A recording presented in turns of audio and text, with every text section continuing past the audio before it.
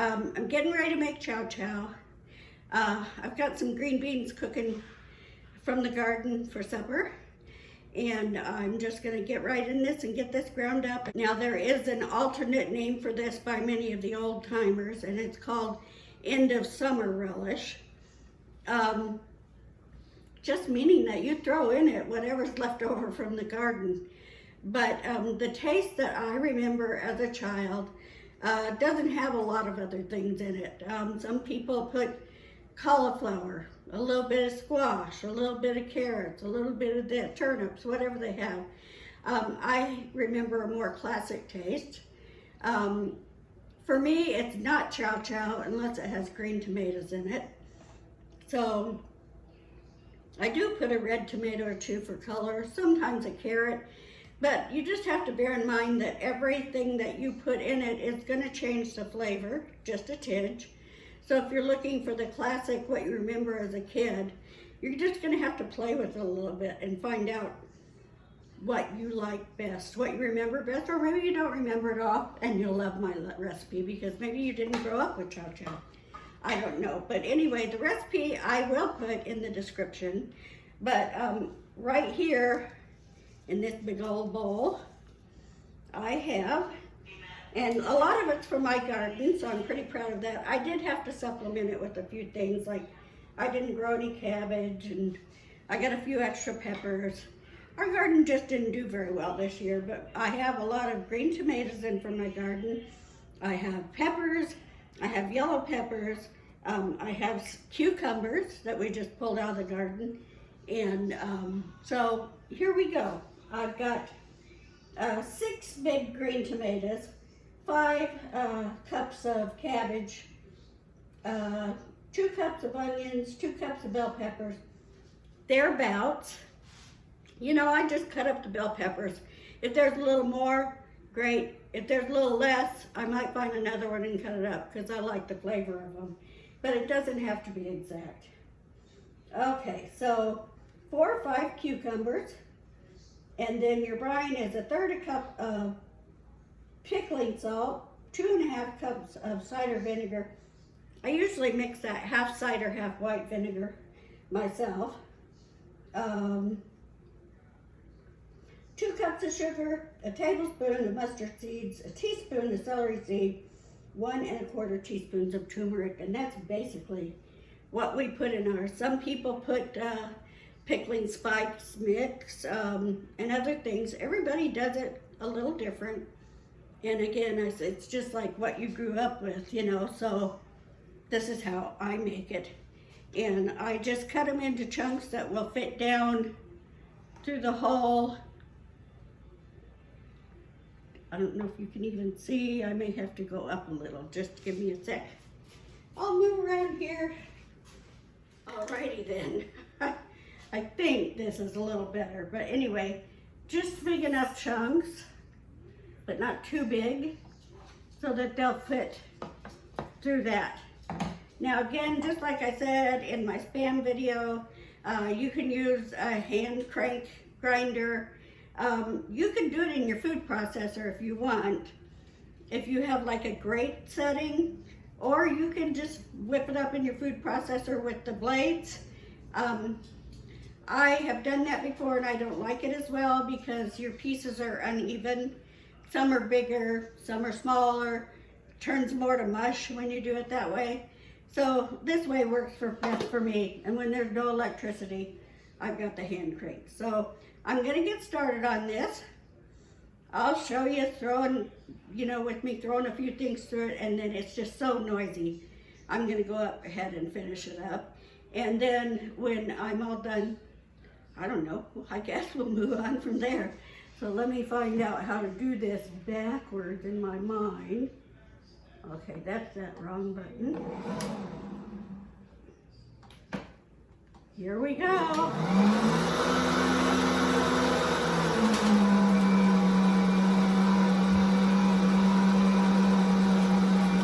Green peppers, cucumbers,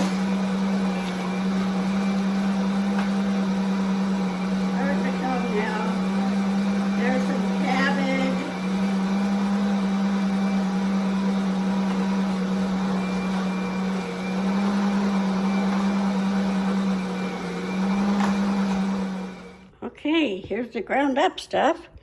See it a little further away. I have it in a non-reactive pot, which basically means this is a pot with enamel on it. You could use a crock. They make crocks for pickling. You've probably seen them in antique stores and stuff like that. Let me see if I can take you in here. Sorry, it's kind of dark in here because the lights aren't on. There's my crock, which is now holding games and things in the living room because I don't make that many pickles at once anymore. Here's my pot with the ground up stuff in it. The next step, after you've done this, I guess I should remind myself to tell you that I do not seed my cucumbers or my tomatoes. I don't feel like I need to because it's going to get ground up anyway, and it really doesn't matter. So next step is a 1/3 cup of canning salt. Now, that's quite a bit, but one of the steps we're doing tomorrow, this is a 2-day job, is to, will be to rinse a lot of that salt out. So, oh, I got a big clump. Gotta break that down. Okay, just a little bit more. 1/3 cup of salt.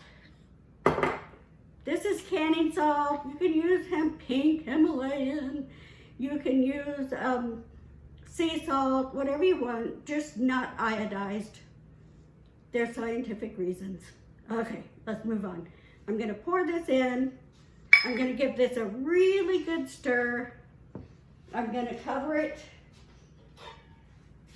with this lid, and I'm going to let it sit until tomorrow afternoon when I will come back and we will start the rest of the process. I'm sorry if I didn't mention sooner that this is a 2-day job, but it kind of is a relief in some ways because you can get part of it done and then get on with other things and finish it tomorrow. And so it's a nice project to have for one of those days where you just don't have the entire time.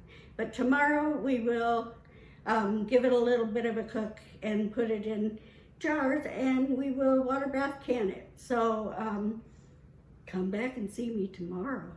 Right now I'm gonna get supper going, and I think we're gonna have quiche with Spam and some of the peppers and things from the garden, and then we're having the green beans and new potatoes, the red potatoes together. So, yay. Okay, see you then. Next day, Chow Chow's been soaking overnight, and now we're going to put it in to a colander with a linen cloth. Basically any, you know, like a tea towel or anything that's thin, you know, that's not gonna be like, it doesn't have like a towel, like a hand towel or whatever. But I have these linen cloths that I use for my jams and pickles and things like that. And so that's what I use. Muslin will work, anything like that. Cotton. So I just basically start by scooping it in, and my process is to rinse it a few times and get a lot of that salt out of there. Not all of it, but a lot of it. That salt is a prime reason that this Chow Chow will remain crunchy. Just like when you soak your pickles in a salt brine, like your bread and butter pickles or something, it will always help them to be crispier if you do them in a salt brine. And in that particular case, with the bread and butter pickles, I also put ice in it. Now I think I'm going to be able to fit all of it in the colander and be able to still strain it and have enough room to do that. Just cool water. Cool water is fine. Just start running it through there. I'm going to get this work on it rinsed out and off over by my counter. Now I have my water valve counter with the jars in it, and it is boiling, and that I will keep going for about 10 minutes. I don't want to lose any of the product. Just rinsing it through. Let me get what's left in this out. Just because I don't want to, I want to rinse the salt out of all of it. I'm going to use the same pot to put my pickle, my Chow Chow in with the brine that I have. Now, I have a smaller pot waiting on the stove that I have poured boiling water into, and now have it on a very low simmer. You can hardly even tell it's bubbling. I'm going to work this through a little bit. And in that I have put my lids, my magnet that I'm going to pick the lids up, my spoon that I'm going to use to debubble, and my funnel is sitting in that water as well. Now, I'm going to let this have a nice drain.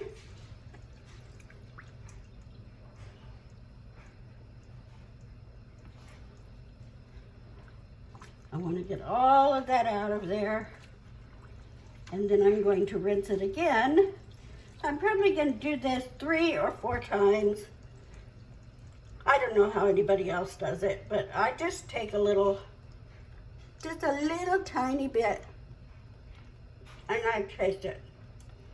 This is already rinsed pretty good.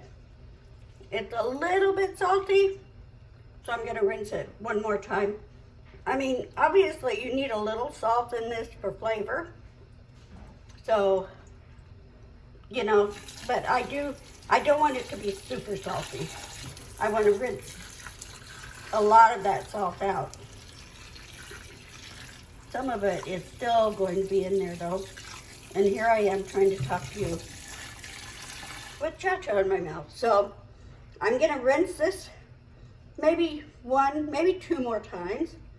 And then I'm going to pull it up like this. That's why it's kind of good to have a nice big cloth. Even I have in the past, when these were dirty, because I was doing a lot of different jams, taken a couple of pieces of cotton fabric that didn't really mean that much to me and sewed them together to make a big enough thing to, and obviously they were already washed. And this has been washed and dried in a very hot dryer to make it sanitary. I'm just going to squeeze a little out now. When I'm done rinsing all together, I'll just keep turning it like this and turning and turning and getting all that water out of there. But right now I'm going to rinse it another time or 2, and then I'll come back to you when I'm ready to get it in the pan with the brine. Okay, I've done all the rinsing. I've squeezed most of it out.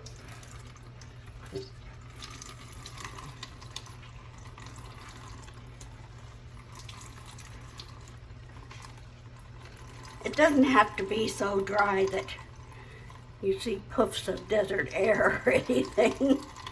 But it is good to get a lot of that out because it'll just water down your brine.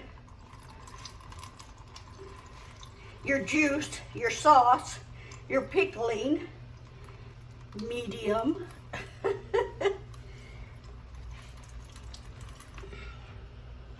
Now don't be discouraged when you get to this point. You worked so hard, you've chopped all that stuff, you got it all done, you get it to this point.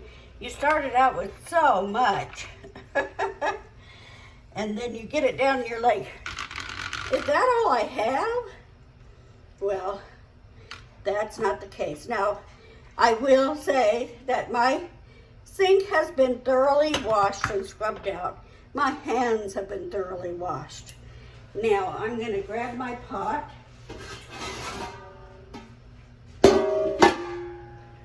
And I'm going to throw this in it.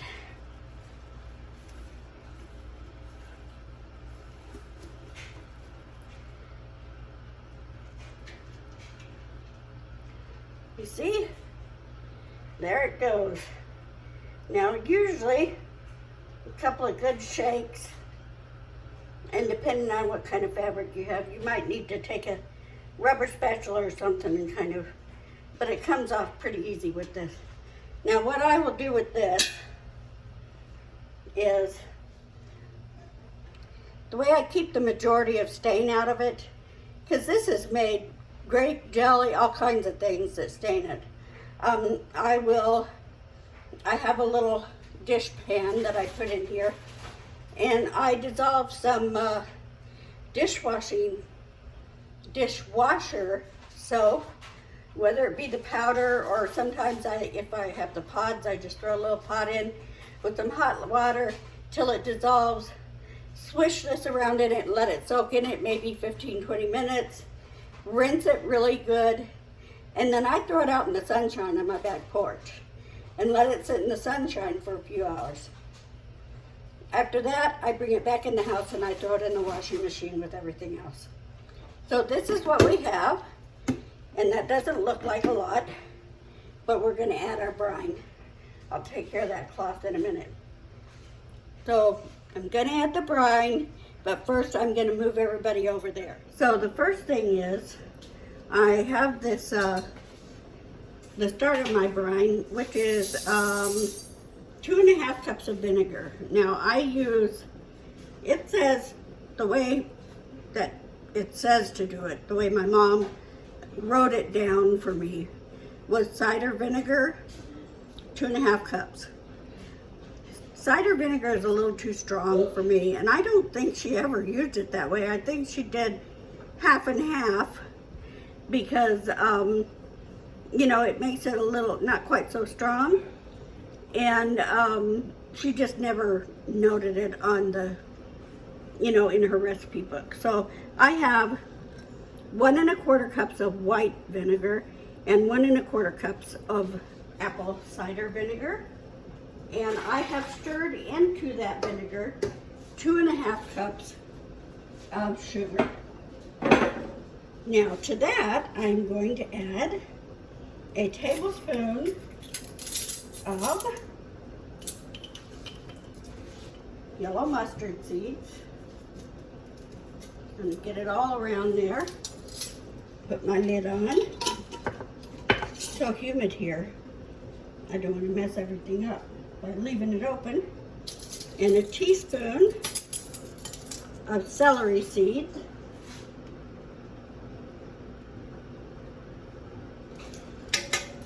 Okay. And put my lid on. I couldn't find my bulk celery seed. It must have got taken to the basement. So my hubby didn't want to go to the basement. He would prefer going to the store. So he went to the store. And then I have 1.25 teaspoons of turmeric. So turmeric is a lovely, lovely, it gives a little flavor, but it also makes it a really pretty color.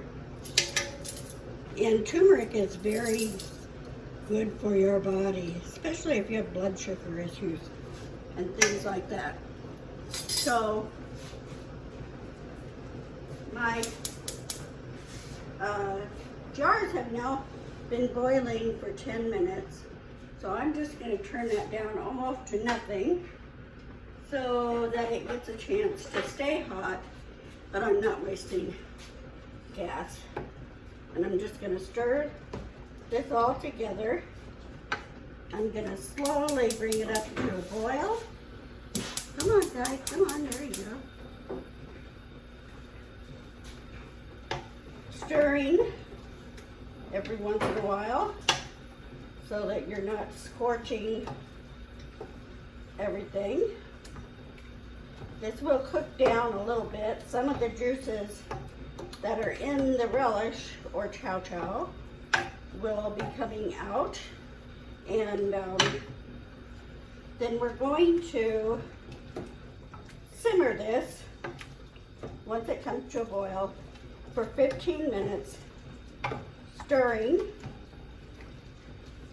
every once in a while.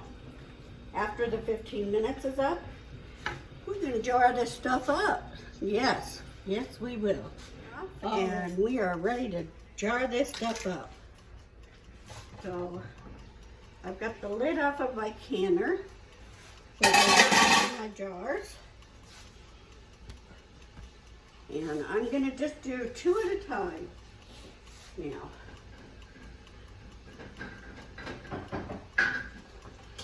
Empty the water out, bring it over. These have been simmering on the stove. They boiled hard for 10 minutes, and I've just been keeping them hot. So here we go. Now, I don't know, the reason I do 2 at a time is so I have one that I can put my funnel in. Now, I've been keeping that hot back there too. I just turned the flame off of it. I just had a little bit of a flame, just enough to keep it simmering a little bit, but not bubbling, because you don't want to run these wax or whatever that is around there that makes the seal. Now I'm going to turn this off and get out my handy dandy scoop.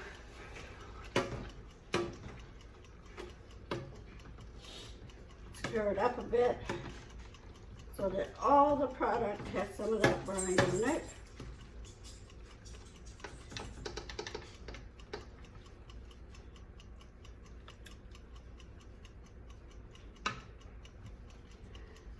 Push it down in.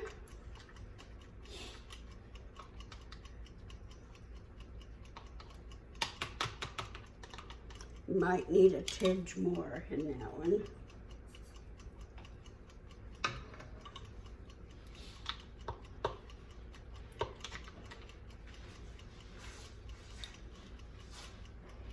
And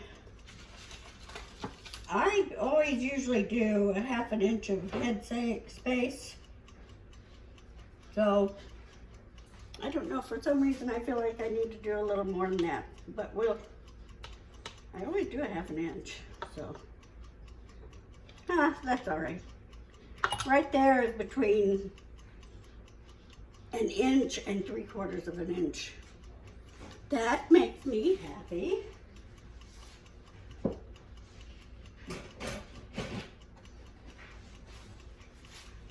Now, because this is, hot jar, got the sweet and kind of sticky, just going to put a little bit of vinegar on a clean paper towel and carefully go around this. I found that if I put my fingers, let me see if I can go down just a little without making a, right on the 1 inch mark here. It's a very thick piece of glass. It's not as hot. If you do it quickly, you don't burn your fingers. All right, Sandy. I'm showing you today, boys and girls, how not to do this. Okay. Got my lid. Got my ring. Finger tight. Now that product is hot, so I'm not going to try to lift that jar up and put it in. There are some that's not an issue for. I'm not one of them. Okay, move this baby over. Get that one ready to go. I'll jar all these up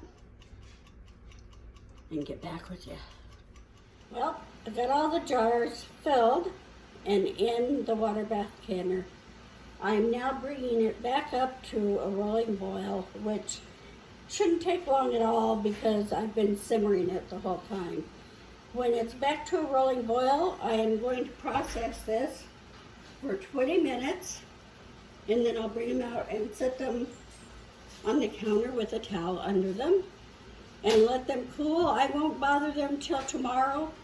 Then I'll check to make sure they all sealed, I'll write what the product is and when I made it, and they will go on the pantry shelves. Some will probably go to my son. He loves Chow Chow. Yay, John, huh? And it smells wonderful. So timer went off. I'm going to get the lid off of this, and then we're going to get these out on the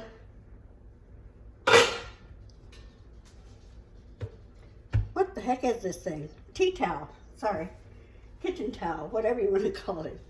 I always lay a tea towel down because, especially with this granite top, it's a really cool surface as compared to a really hot surface, and it will break jars. When I had Formica, I just wanted kind of to do it to protect the Formica, but it also keeps them from slipping and sliding around. So there we go. Lovely, lovely product. Chow Chow. Now, I'm going to be pulling these all out. I end up getting 11 half pints plus a little to spare. And we are going to be, just a sec. Now, this is the recipe that I use primarily.